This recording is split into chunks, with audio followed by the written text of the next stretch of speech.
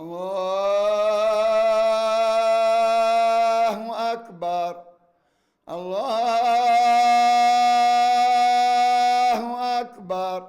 أشهد أن لا إله إلا الله. أشهد أن لا إله إلا الله. أشهد أن محمدا رسول الله. أشهد أن محمدا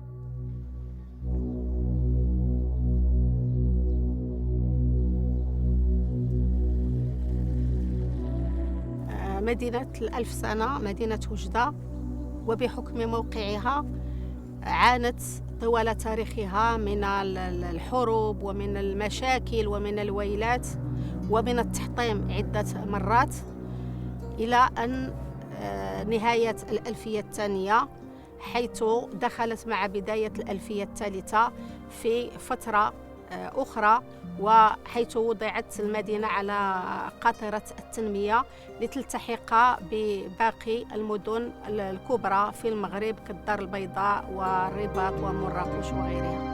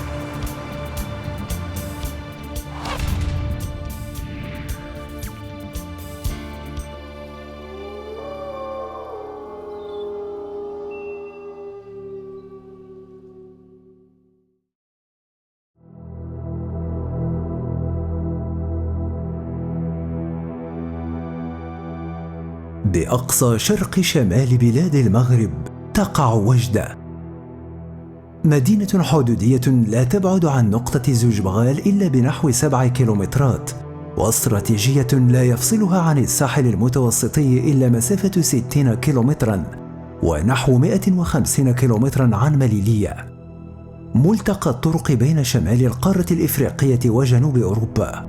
مناخها مناخ متوسطي، حار جاف صيفا، بارد ماطر شتاء، إلا أن تساقطاتها نادرا ما تتجاوز 150 ملم.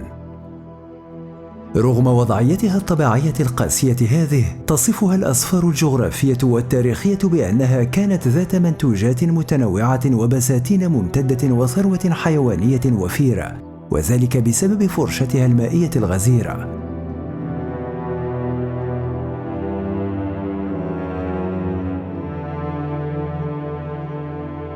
يعتمد اقتصاد المدينة على القطاع التجاري المتمثل في عبور القوافل من أراضيها إلى باقي مدن المغرب والجزائر، وعلى القطاعين الصناعي والسياحي إلى حد ما لما تحتوي عليه من معالم دينية ومآثر تاريخية.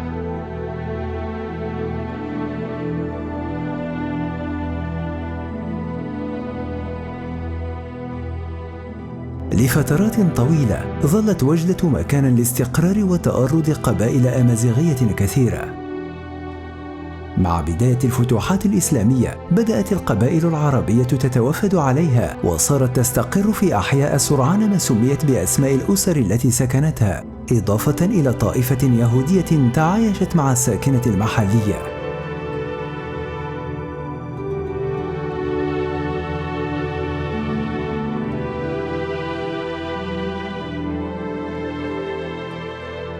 عبر تاريخ المدينة ظل نموها الديموغرافي رهينا بظروفها السياسية والاقتصادية المتذبذبة، فبعد أن قام زير بن عطية بتأسيسها سنة 994 للميلاد، وهو في غمرة الصراع مع المنصور بن أبي عامر في الأندلس والفاطميين وأنصارهم من الصنهاجيين في المغرب الأوسط، نقل إليها بعض أهله وعساكره وأتباعه للاستقرار بها.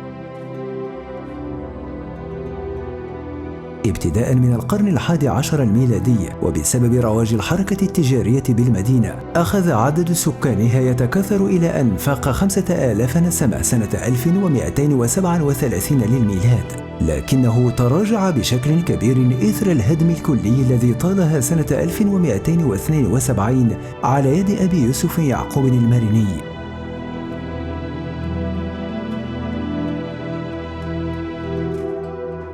في عهد المارينيين عانت مدينة وجدة الويلات، وذلك للنزاع المستمر والدائم الذي كان بين المارينيين في فاس وبين الزيانيين في تلمسان.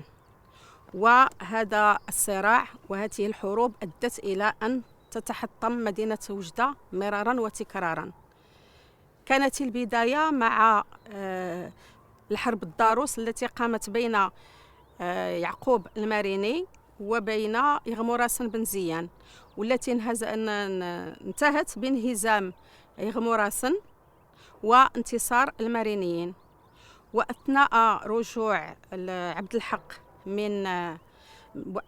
عبد الحق ومرره بمدينة وجدة، قام على مدينة وجدة وحطم أسوارها، وتذكر المصادر أنه أصبح عاليها سافلها وأصبحت قاعا صفصافا.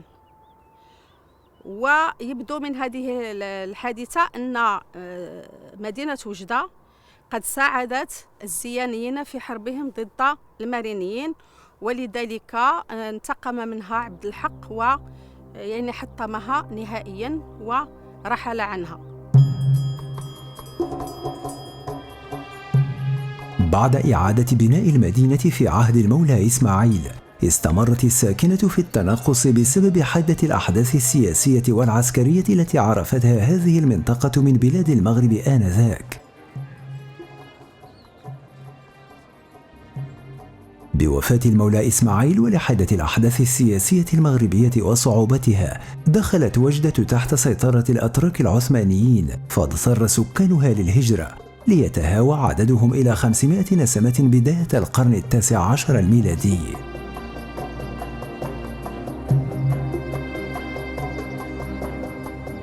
تغيرت الظروف السياسية والأمنية في جهة المغرب الشرقية بدخول فرنسا للجزائر رسميا سنة 1830، فتقاطر على وجدة عدد من الجزائريين الفارين من ويلات الاستعمار، ليتراوح عدد سكان المدينة ما بين 4000 و 5000 نسمة، ويصل إلى نحو 8000 نسمة سنة 1907 سنة احتلال المدينة للمرة الثانية من قبل الفرنسيين بعد احتلال 1859. حاليا وحسب إحصائيات سنة 2014 بلغ عدد سكان مدينة وجدة نحو 500 ألف نسمة بكثافة تسكانية تبلغ نحو 24 نسمة للكيلومتر المربع.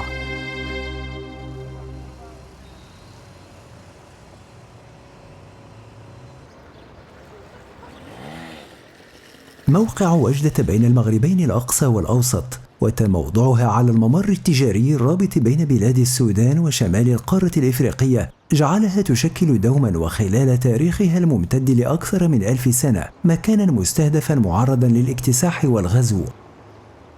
لذا ولتحصينها من كل غارة، أحيطت المدينة في العصر الموحدي بأسوار عالية تخللتها أبواب وضع عليها حراس مكلفون بفتحها وإغلاقها عند الحاجة. سنة 1272، وفي خضم صراع المارينيين الدائم مع أمراء بني عبد الواد المستقرين بالجزائر، دخل السلطان أبو يوسف الماريني وجدة وهد بنيانها لينطلق لاكتساح أرض تلمسان.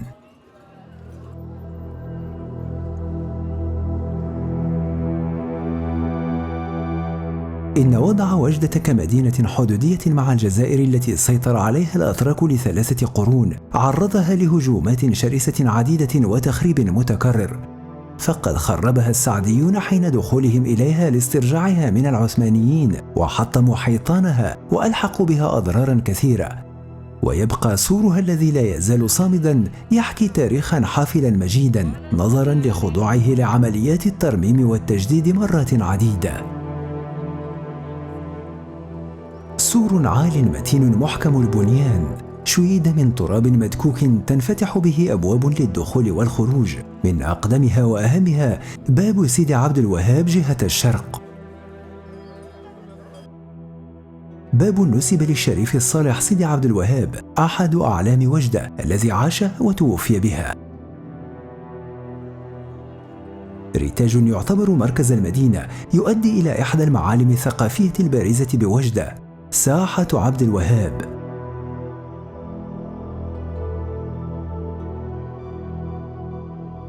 منذ إحداثها اتخذت هذه الساحة فضاء لفن الحلقة وعروض التسلية والفرجة الشعبية. كانت تعرض بها فنون الموسيقى والحكي والرقص والكلام وسائر الفنون التي تعكس الزخم الفني والتنوع الثقافي الذي تزخر به الثقافة المغربية.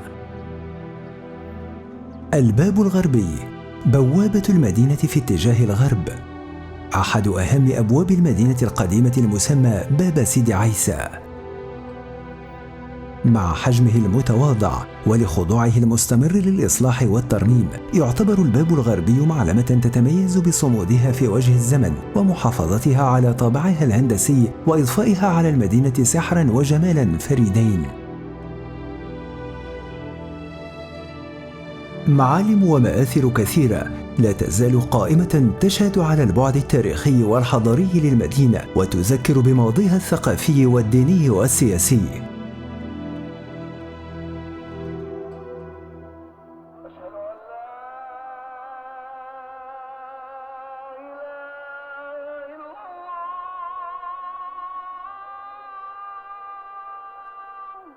مع حلول سنة 2016 انتقل عدد مساجد وجدة من 13 مسجدا سنة 1912 ليصل لأكثر من 400، حيث صار يطلق عليها مدينة المساجد.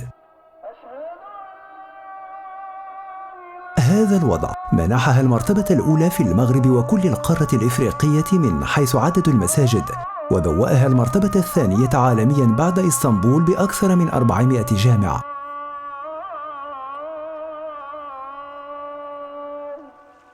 إذن كثرة المساجد في مدينة وجدة وعددها يقارب 500 مسجد ليس قضية جديدة، ولا أدل على ذلك من أنه سنة 1907 بالضبط في شهر فبراير الكولونيل لوي موجان كان رئيس البعثة العسكرية الفرنسية في وجدة أنجز إحصاء عدد سكان مدينة وجدة سنة 1907 كان هو 8000 نسمة، وكان لنا 13 مسجد من بينها 3 جوامع، جامع الكبير، جامع حدادة، وجامع سيدي عقبة. إذن 8000 نسمة ل 13 مسجد، إذن بمعدل مسجد لكل 615 نسمة. إذن فالتاريخ يعيد نفسه، وهذا ما يفسر أن مدينة وجدة هي مدينة المساجد والجوامع بامتياز، في دلالة ذلك على أن العماد في بناء الإنسان إنما هو المسجد. مسجد عقبة بن نافع أقدم مساجد مدينة وجدة. يرى بعض الوجديين أن هذا المسجد قد استمد تسميته من موقعه وتواجده على عقبة، بينما يرى آخرون أنه استمدها من بانيه عقبة بن نافع الفهري أثناء الفتح الإسلامي لبلاد المغرب.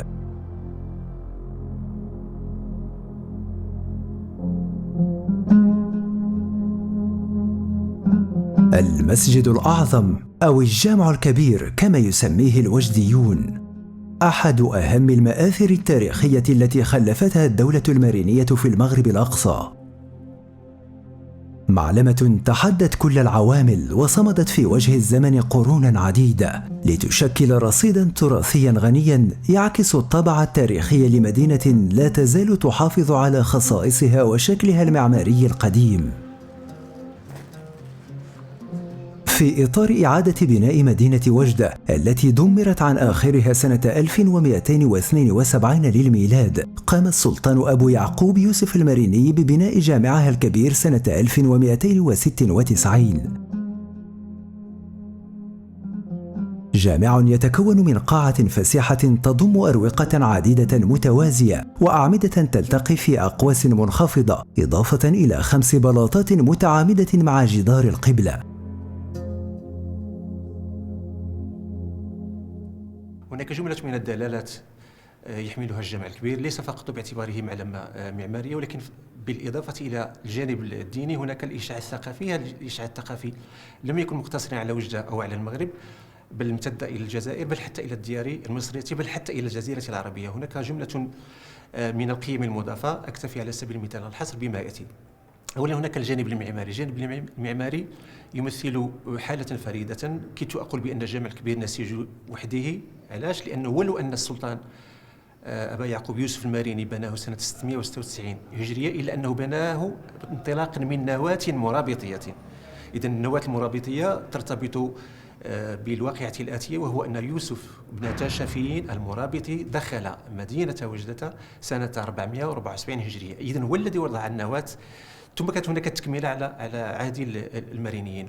الحديث عن الجامع الكبير في حقيقة يميط اللئام عن الوجه، عن الذاكرة الخصبة الثقافية والحضارية لمدينة وجدة.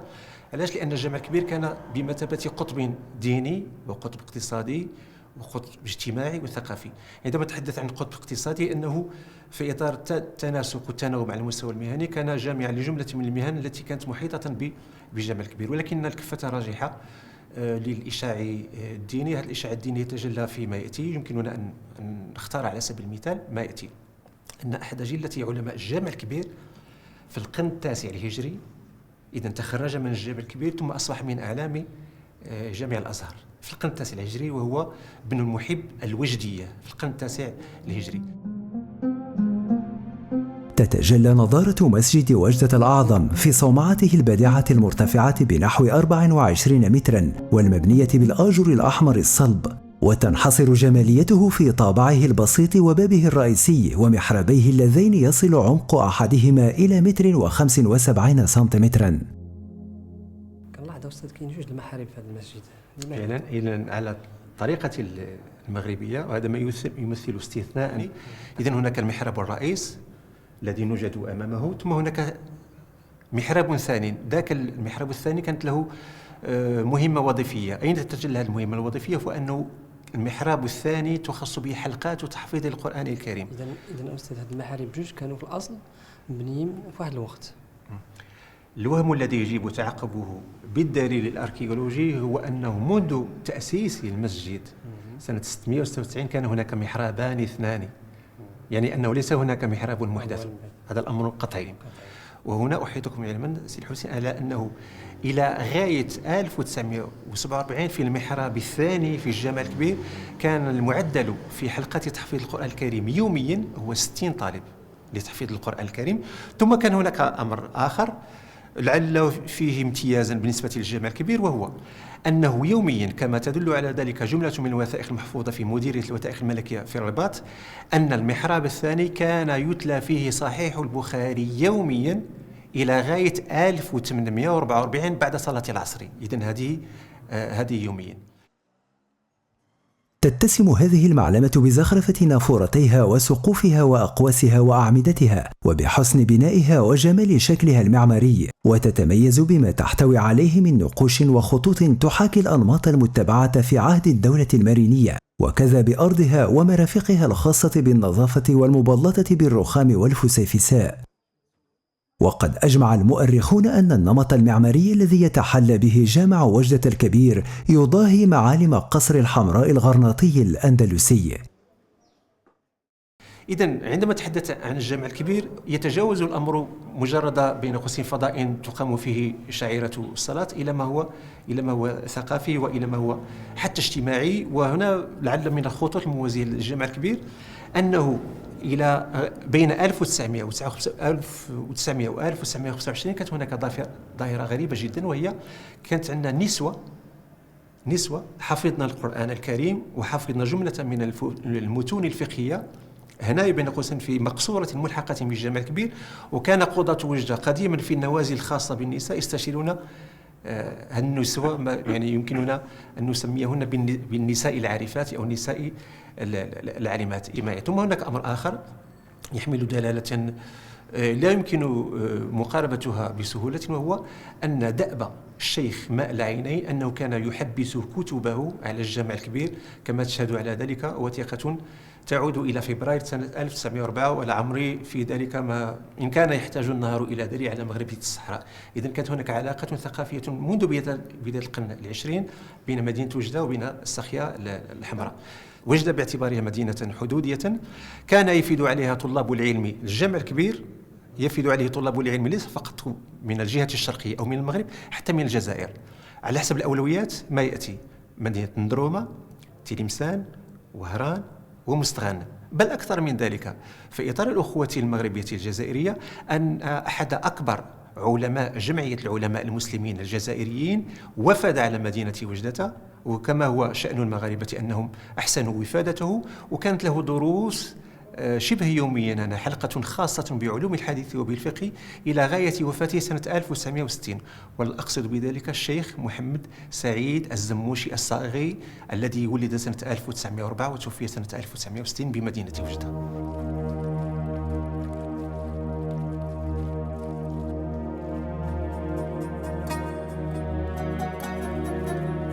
إن الجامع الأعظم لم يشيد فقط لإعلاء قيم التوحيد وأداء الصلوات، لكنه كان كذلك مركز إشعاع علمي سارت بذكره الركبان في المنطقة المغاربية والعربية كلها.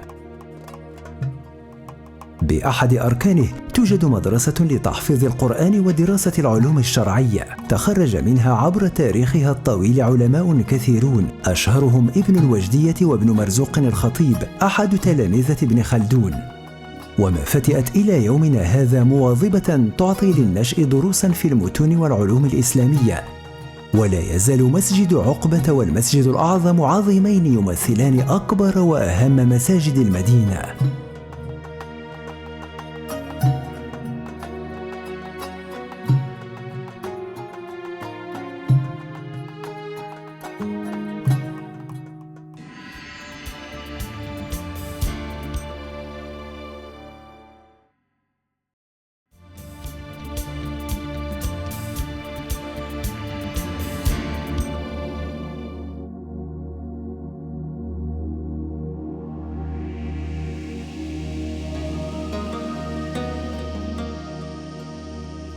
عادة وحسب أغلب الروايات تعود نشأة وتعمير وجدة إلى القائد زير بن عطية الذي عمل على نقل أهله وذويه إليها بعد تأسيسها.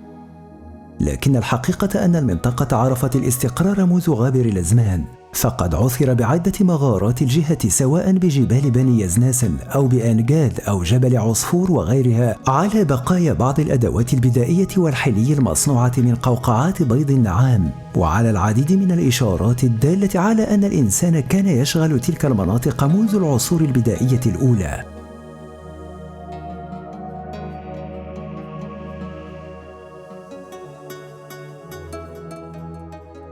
جنوب شرق وجدة وبمرتفعات جبل عصفور لا تزال علامات الإقامة بادية على المكان، ولا تزال أرحام الأرض تحفظ رفات من عاش بها آلاف السنين قبل الآن.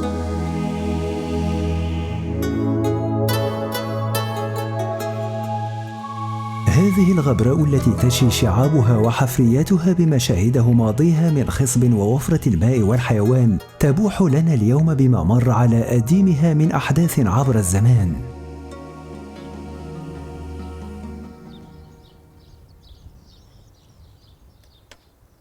إلى منطقة الغيران رافقنا السيد الحبيب بوتشيش، الأستاذ الباحث بكلية العلوم بوجدة والمختص في علم الجيولوجيا والباليونتولوجيا، ليحدثنا عن بعض أهم المغارات الأركيولوجية القريبة من وجدة والمتواجدة بموقع غيران والمعروفة أيضا بمغارة غافس، ويبرز لنا أهميتها وقيمة ما كشفت عنه من لقا. Donc là, nous sommes au niveau de la commune de Ras Asfor. نحن هنا بجماعة رأس عصفور على بعد بضع كيلومترات جنوب شرق مدينة وجدة، بمكان تسميه الساكنة بالغيران، لأن الأمر يتعلق بموقع تتعاقب فيه سلسلة من المغارات. نحن نتواجد بالضبط بمغارة تنتمي لحقب ما قبل التاريخ، مغارة ربما هي الأكثر أهمية بكل الجهات الشرقية، وتسمى مغارة غافس. تتجلى أهمية هذه المغارة أولاً في ترصفها، حيث أنها استفادت من عدة عمليات تأريخ وبطرق مختلفة، وبالتالي فطبقاتها قد أرخت بشكل جيد. كما تتجلى أهميتها أيضاً في أقدمية طبقاتها والبحوث التي أجريت عليها، وفي استمرارية طبقاتها من العهد الباليوليتيكي حتى العصر النيوليتي، بمعنى أننا نجد بها طبقات سميكة باليوليتيكية وأخرى نيوليتية، الشيء الذي يندر وجوده نسبياً، أي أننا قليلاً ما نجد مثل هذه الاستمرارية. بطبيعة الحال هذه المستويات الطبقية أعطت صناعات مختلفة تنتمي لحضارات متنوعة كالمستيرية والعاطرية، ولكن المهم هنا هو أن الحد بين العصر المستيري والعاطري بهذه المغارة قد أرخ بنحو 60,000 سنة، وهذا يعتبر تاريخاً أقدم مما هو معروف بمناطق أخرى، وما يدفع الحضارة العاطرية قليلاً إلى الأسفل في العصور الجيولوجية. شيء آخر مهم جدا هو أنه في المستويات الأكثر قدما والتي تعود إلى حوالي 100,000 سنة وجدنا النساريوس الشهير التي أعطتنا مغارة الحمام نموذجا منه، والذي كان يعد مفخرة للجنوب إفريقيين الذين كانوا يظنون أن أقدم نساريوسات استعملت للزينة قد وجدت ببلادهم، وتعود إلى نحو 64,000 سنة. ولكننا بالجهة الشرقية من بلاد المغرب وبالضبط بمغارتي الحمام وهذه المغارة عثرنا على ما هو أقدم بكثير، إذ أن وسائل الزينة التي وجدناها هنا تؤرخ لنحو 100,000 سنة. نحن إذن فخورون جدا لكون الثقافة ظهرت ببلادنا في هذه الجهة. جنوب شرق مدينة وجدة بمغارات المجرى الأدنى لوادي إسلي عثر على أدوات بدائية من حجارة مصقولة وعظام، وعلى هياكل آدمية صارت رميما من فرط القدم مدفونة بشكل عمودي تحت الرماد. وبجبل الحمراء والمحصر وكل أطواد الجهة الشرقية كهوف كثيرة كانت مأهولة لم تقم بها بحوث لحد اليوم، ولو أجري بها تنقيب منهجي لكشفت لنا عن نتائج هامة. خلال مقامنا بالمنطقة بلغ إلى علمنا وجود مغارة بأعلى جبل المحصر قد تكون ذات قيمة سبيليولوجية وأركيولوجية كبيرة. جبل قليل الارتفاع يعلوه عرف من صخور كلسية جوراسية حادة الانحدار، علقت به مغارة تطل على حوض واسع عار يستغل للرعي وزراعة الحبوب وغرس بعض الأشجار. غمرنا الفضول وشدنا حب الاستطلاع، فعزمنا على صعود الجبل للمعاينة. للوصول إلى المغارة كان لابد من مرشد يعرف المكان جيدا، يعرف كل ممراته كهوفه وفجاجه، لذا طلبنا خدمات سيدين من أبناء المنطقة محمد وفريد، وانطلقنا للمغامرة والاستكشاف.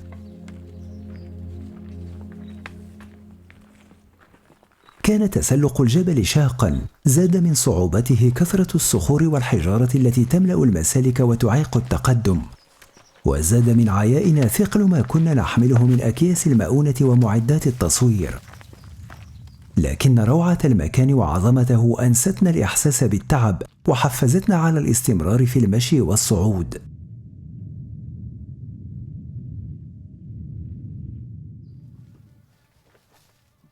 إن غياب المراجع وانعدام البحوث المنجزة عن هذه المواقع ساهم إلى حد كبير في صعوبة فهم وقراءة ما بها من مآثر، وهو ما يجعل المؤرخين والعلماء الباحثين يتحفظون عن الإدلاء بأية معلومة بخصوص هذه المعالم، لنكتفي بروايات مرشدينا وحكيهما وتعليقاتهما عن أحداث المنطقة وأطلالها وتاريخها، مما زادنا رغبة لرؤية وسماع المزيد ومتابعة المسير.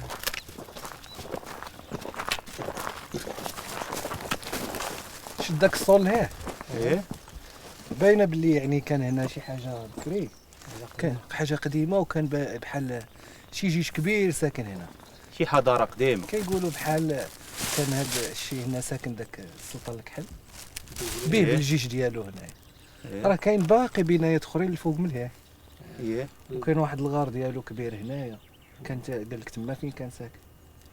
السلطان الكحل. السلطان الكحل. وهنايا كاين واحد بحال هاد الناحيه كامله هنا ما كانش الماء، وهنا الفوق عندهم الماء، شي عين فوق. كاين واحد العين هنا فيها الماء، ديما فيها الماء. ديما فيها الماء. كان داك السلطان هو اللي كنشوفو طايح في الارض. هذاك راه كان الفوق وطاح، حيت كاين في الدوره بحال شكل قال كان تما حبس ديالهم. الفوق. الفوق واه هنا قدام داك الصور، واه نمشيو نشوفو. بسم الله.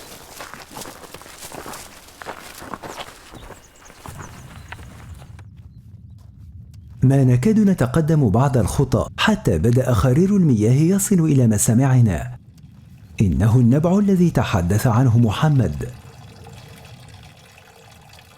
عين صافية تنبثق بغير انقطاع من أنبوب منغرس بين الصخور، جهزت بحوض مستطيل من حجارة وإسمنت يصب في قناة محكمة البناء تصرف المياه وتحملها بعيدا إلى الأسفل.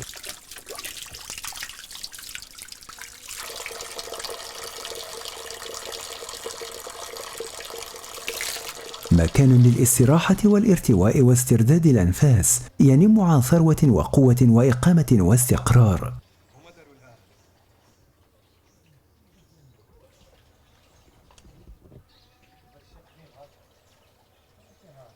تابعنا التسلق لتستوقفنا بناية شاهقة ملتصقة بالكتلة الكلسية التي تعلو الجبل. أطلال حصن متين بلون صخور المكان. قلعة عالية مكينة لا يمكن التنقل بين غرفها الضيقة الطويلة والمرور من حجرة لأخرى إلا عبر فتحات ومنافذ حفرت بحيطانها السميكة تتطلب الحبو والانحناء للمرور.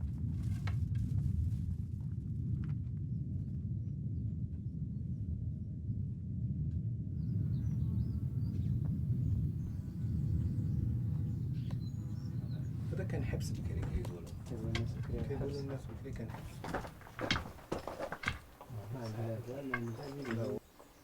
داش الحيط غليظ. حيط عريض. عريض واه.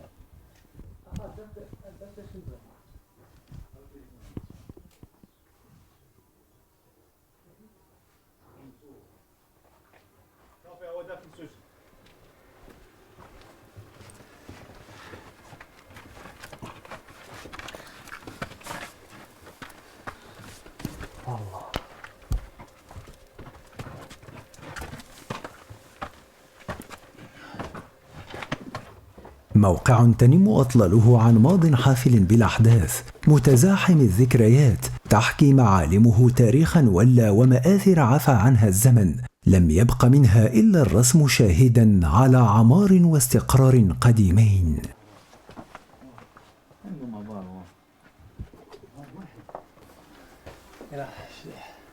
سديتي على شي واحد دابا ما غيجي من يعرف. عنده هذا وراه هو صعب. وهادشي راه كيكون يمكن كان مسقف، يكون عنده هذا العواد. واه تما كانت تسقف. الماء اللي قلنا لك اللي بوتيات كاع الجبل كيقطر، الجبل كامل كاين عنده الماء الفوق. عرفتي على جبل فوق ديال فوق الجبل هو مقاد بلاطو، واه كاع الشتا اللي كطيح فيه كتدخل لداخل ديال الجبل بحال داير بحال البونج، هو كيبقى يفلتري الماء بشويه بشويه ويخرج من الجناب، يولي بحال العيونات صغار. راك تشوف الناس تاع لتحت كيجيو يسقوا هنا، يجيو لهنا ما تلقاش الماء لتحت، تلقاه مابقاش جبل اللي شادو، شنو اللي بحال ريزيرفوار. زيد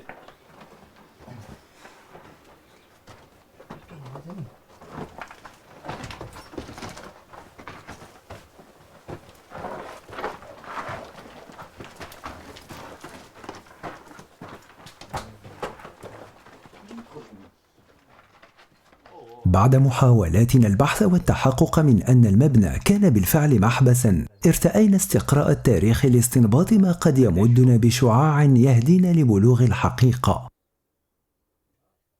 أخيرا تقبلنا فكرة أنه كان سجنا، وتابعنا المسير نحو قمة الجبل.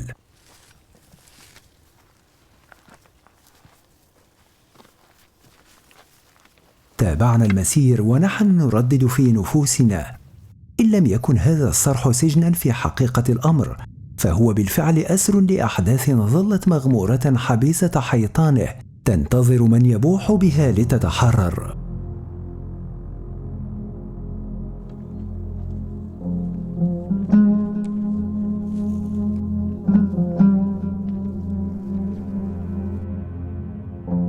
بمنبسط أعلى الجبل وبمكان لم نكن نظن أننا سنجد به بناية أو رسما، كانت دهشتنا كبيرة لما رأينا به من أطلال وآثار لصروح ضخمة تنم عن حضارة عريقة.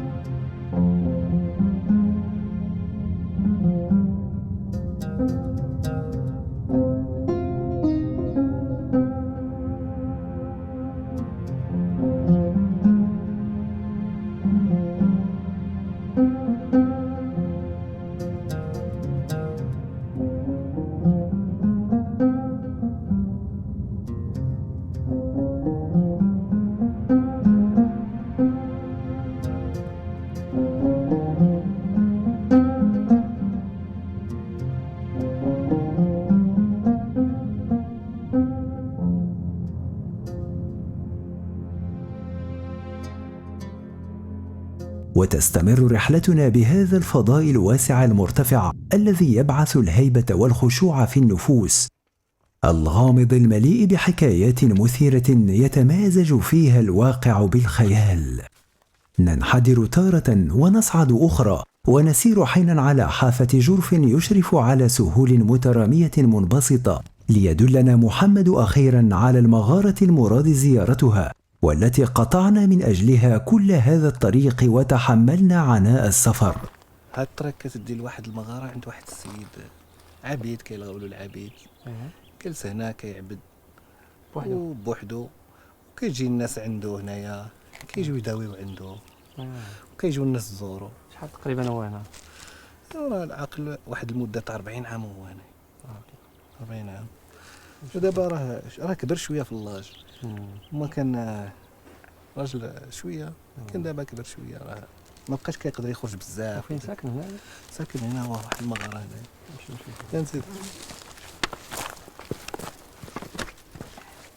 حدثنا مرافقانا أن المغارة التي نقصدها يسكنها عابد وزوجه، وأنهما يفضلان العزلة والانزواء، ويتحاشيان المخالطة والوقوف أمام عدسات التصوير. لذلك فطلبنا الدخول إلى المغارة وتصويرها سوف يقابل بالرفض لا محالة، إن لم يتوسط لنا المرشدان لدى قاطنيها ولم يبلغاهما عهدنا أننا لن نصورهما وحياتهما الحميمية، لأن ما يهمنا هو الكهف في حد ذاته، تشكيلاته وتصلباته. لبعد المغارة عن السوق والمتاجر، ولكي لا تكون زيارتنا إليها دون فائدة تذكر، فكرنا في أن نحمل للناسك وحليلته بعض المؤونة والهدايا حتى يستقبلانا ويسمحان لنا بالدخول. مسار مجهز بأدراج وحواجز من أسلاك، غرس على جنباته نبات الصبار الشائك.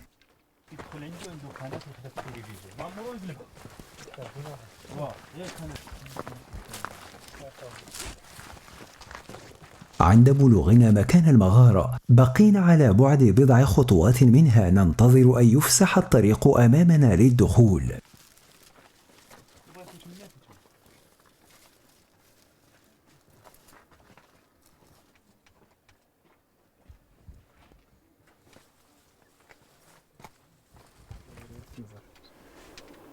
ما عرفت واش غادي يبغي يشوفوه ولا لا. نشوفوا محمد راه يدخل يشوف يهضر معاه. يبغي محمد شويه عنده داك الاسلوب تاع الاقناع. ياك يقنعوه محمد. علاش انايا في الاول انا فيا ما نجيبكم، قلت لك محمد هو اللي عنده الكوت بين هنا.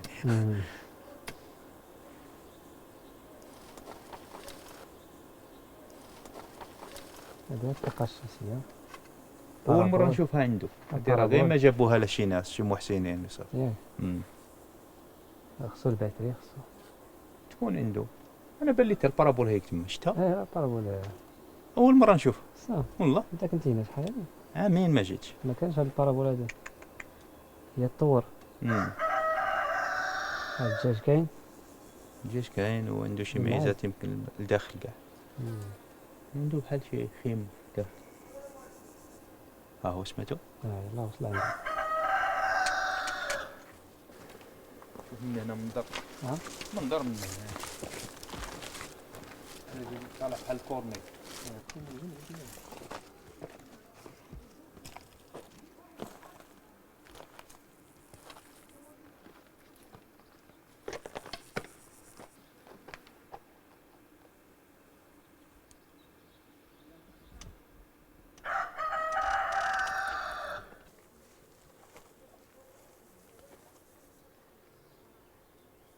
بعد حوالي ربع ساعة من الانتظار يخرج محمد من المغارة. زيدو ودي محمد عنده اسلوب.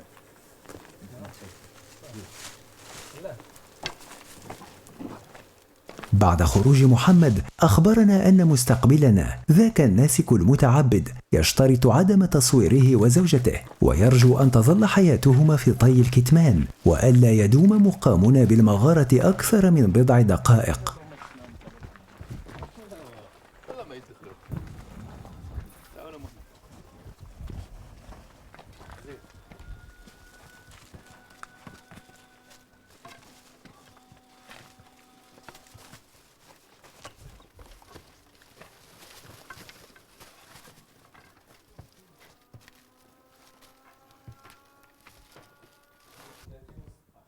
مغارة رحبة فسيحة بمنفذ ضيق، طرحت بمدخلها حزم من حطب وأكوام من تبن، يتنطط عليها بكل خفة ديك رشيق ممشوق القوام.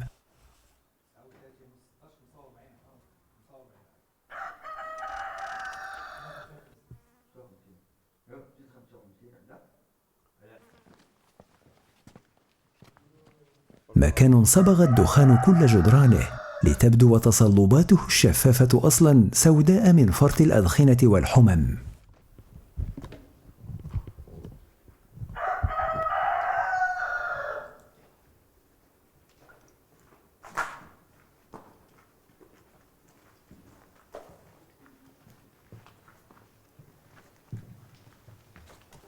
تنفتح المغارة على بهو واسع تنتصب فيه أعمدة من صخور صماء تكونت عبر الزمن بتقاطر الماء المحمل بالحجر الجيري المذاب من أعلى المغارة وترسبه على أرضيتها. عندما تسيل المياه عبر السقف بوتيرة أسرع يترسب ما تحمله من كالسيت بقاع المغارة ليكون أشكالا من صخور صواعد، وعند تقابلها بالنوازل المعلقة تتشكل هذه الأعمدة الصلبة المتفاوتة الأشكال والأحجام. صرح يتطلب بناؤه آلاف السنين، ولا يتوقف أبدا عن التشكل والتضخم إلا بتوقف الماء والكالسيت عن التقاطر.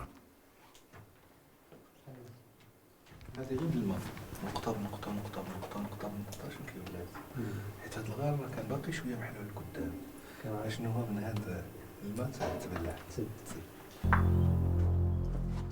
لكون المحصر جبلا من صخور كلسية منفذة يبدو كإسفنج مشبع بالمياه يتقاطر ويسمح بتسربها لكثرة شقوقه وعدم تماسكه، تتوفر مغارته على أمكنة عديدة يتقاطر منها الماء بشكل دائم. لذا ولكي لا يتحول الكهف إلى مكان موحل تغرقه المياه، قام قاطنه بنثر حاويات من بلاستيك ووضعها تحت كل نقطة يتسرب منها الماء، ليعمل في آن واحد على جمع المياه وتجفيف محل سكناه، ويضع حدا لمشكل الخصاص المائي وعناء جلبه.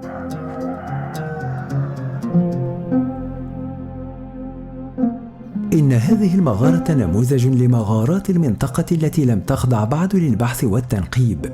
فهي غنية من الناحية السبيليولوجية لا شك، لكنها ربما تكون ذات أهمية أركيولوجية كذلك. فمتى يحين دورها لتبوح لنا بمكنونها الذي نتوقعه واعدا مبشرا؟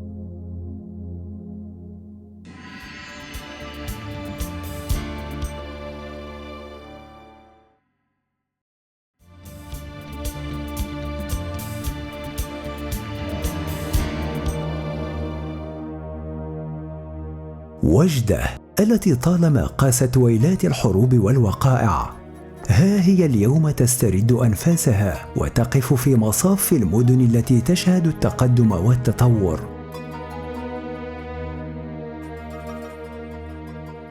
بقيت مهملة وبقيت مهمشة طوال تاريخها، رغم أنها من أقدم المدن المغربية، ولم تعرف هذه المدينة ولم توضع على قاطرة التنمية إلا في عهد محمد السادس، خاصة عندما حضر إلى مدينة وجدة سنة 2003 وأطلق عدد من المشاريع التي تهم البنية التحتية والاستثمار والموارد البشرية. عرفت خلال هذا العقد الأخير عرفت مدينة وجدة نهضة مهمة، من أنه تغير وجه المدينة بما كان عليه في الفترة السابقة. إن شاء الله نظرا لهذه المشاريع وهذه التنمية نتمنى أن تكون وجدة تلتحق بركب باقي المدن المغربية، الدار البيضاء والرباط ومراكش وغيرها من المدن. موكب لن يتأتى لها الالتحاق به إلا باستغلال الموارد الطبيعية التي تزخر بها. على بعد حوالي 28 كيلومترا شمال غرب المدينة مغارة تعرف توافد العديد من الزوار. كهف بوادي صفر جهة عين الصفا يطول لنحو 700 متر، يقذف كميات هامة من المياه يدوم صبيبها حسب ساكنة المنطقة مدة شهر كامل أثناء المواسم المطيرة. رغم تواضعه من حيث الحجم والتجهيزات، يشهد كهف صفا زيارة العديد من الحجاج الذين يأتون إليه قصد الاستشفاء والتبرك.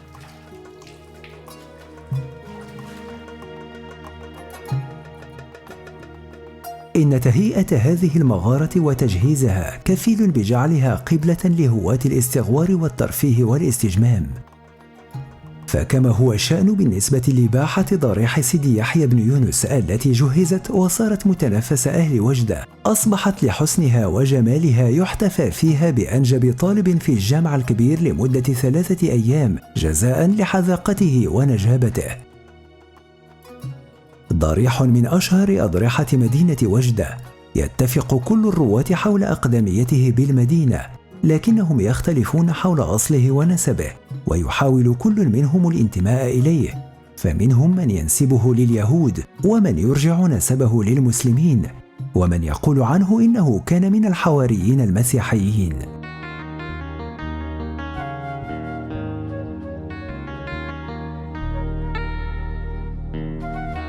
بالرغم من نضوب مياه عين سيدي يحيى التي كانت إلى عهد قريب تنبثق منها مياه غزيرة تسقي بساتين المدينة، إلا أن التجهيز العالي والمحكم الذي شهدته أعاد إليها الحياة وجعلها تبدو في كامل النضارة والجمال.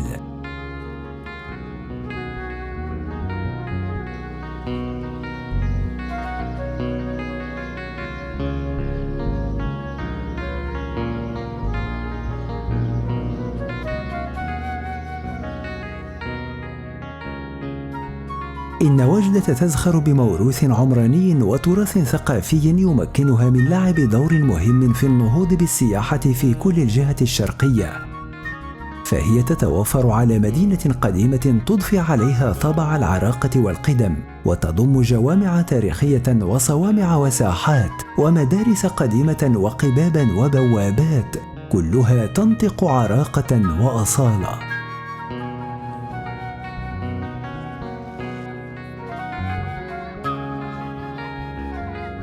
لنولي وجدة إذن كل العناية والاهتمام، لنستغل مؤهلاتها وما تتوفر عليه من فضاءات ومغارات، ورحابتها وما بها من جبال وصحاري وغابات، لننهض بسياحة المغرب الشرقي ولنا فيه الكثير من القدرات والكفاءات.